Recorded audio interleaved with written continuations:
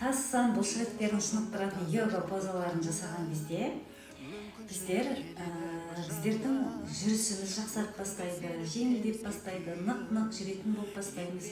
Оны өздеріңіз сезініп жатырған шығарсыздар.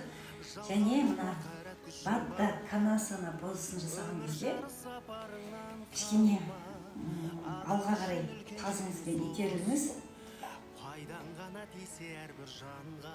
Сол кезде мына таздан бастап беліңіз, мына омыртқаларыңызды барлығын тікертіп созып алыңыз.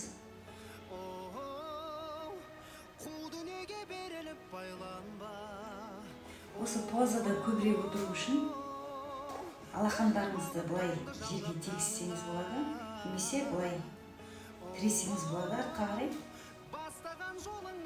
Төс сүйектеріңізді жоғары қарай, иықтарыңызды артқа төмен.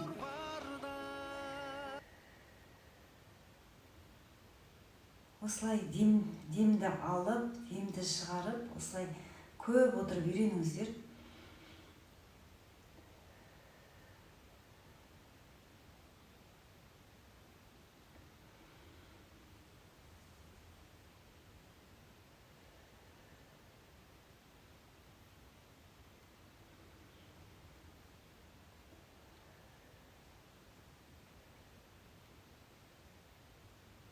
Маған осанканы дұрыстайтын белдің жаттығуларын көрсетіңізші деп жаздады. Мына йога позаларын жасаған кезде сіздер түгелдей тәніңізбен жұмыс жасайсыздар.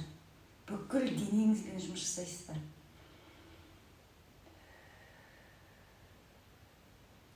Және психологияда, гипнотерапияда айтып жатамыз. Қорқыныш үрей деген болады. Қорқыныш үрей мына біздің бүйтіп жабыла береді, осы жерге жиналып тұрады. Осы тассан бұлшықеттеріңізді шынықтырған кезде сіздің қорқыныш үрейіңіз кетіп, мына кеуде тұсыңызда бірдеңе тұрған сияқты деп жатады біздерде. Мысалы гипнотерапияға келген кезде бүкіл денеңізбен жұмыс жасайсыздар. Тәніңізбен, жаныңызбен созылып, миыңызды тыныштандырып, бүкіл тәніңізді созып,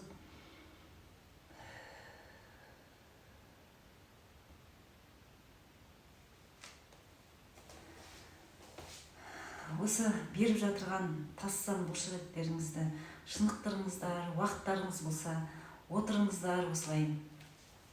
Үнемі йога позаларын жасап жүрсеңіздер,